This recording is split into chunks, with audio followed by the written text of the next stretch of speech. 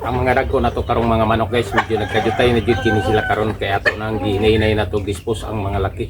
Uban gipang baligya, ang uban po nato gipang iyaw. Kay nagkagulang naman kini atong mga manok, kinalan mo sila ilisan og mga bago kayo labong mga breeding. Kay magkagulang apod ang manok, magkaminos po ang ilang itlog.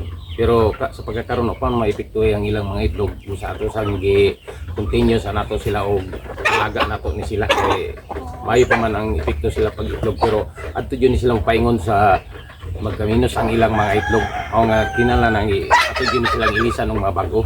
Ug karang ato silang ginahinay og dispose. Giuna nato ang mga laki. Dili pa nato ilabtan ang mga bayi kay ang mga bayi humay mag-itlog. Pwede ra man ang wala ay laking mag-itlog kay wala man kita magkinahanglan og para papiso para pa-breeding.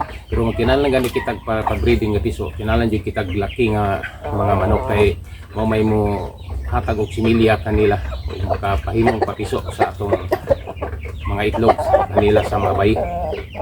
Ug karon ato nang ginahinay na pag-dispose ang atong mga laki kay kaya naman kita gasunod karon nga mga bag-ong breeding nga mga manok. Hapit na nato buhi kini kaya mga usa ka bulan gikan karon nato na silang buhi-an kay dagko naman. Hapit naman sila usa ka kilo.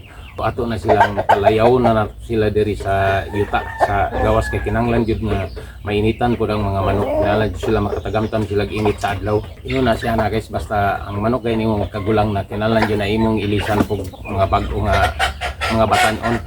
Kay diferensya ang mga gulang ng manok nga mag-itlog kaysa mga batan-on nga mga manok. Kusog mo itlog jud ang mga batan-on nga mga manok kaysa mga idara na. Kini itong mga bayi na to, mga manok natong karaan ni hapit na kini 2 ka tuig sila.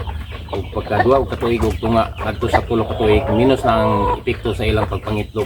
Kinahanglan jud sila nga ilisan jud sila bag-o nga mga breeding. Pero mao gyapon ang atong gi-breeding nga mga manok. Rhode Island gyapon sila ug kining mga itom hindi sila gitawag black astrolog. Kinahanglan jud kang napo kay mga technique jud ang sawon jud nimo pagpalago nimo mga manok nga pay sila itlog.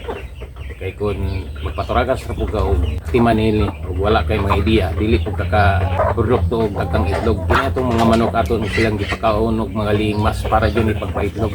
Kini mga pagkaon na siya guys, mao ni sila gigamit sa mga white leghorn nga mga manok para nga steady ang ilang pagpangitlog. Bisag walay laki mag-itlog jud ang mga manok kay dili man ang laki mo'y magpapaitlog kanila kun dili ang laki gatag ra kana sila similya sa bayi nga naay mahimong piso ang mga itlog. So pwede ra magpaitlog nga wala ra mga laki kay pareho nang mga white leghorn. Separate man na sila tagsa-tagsa ka kulungan na sila, wala na sila yung mga laki nga magpaitlog. Ang ilang gadalas pagpaitlog kini ra nga liing mas nga pagkaon.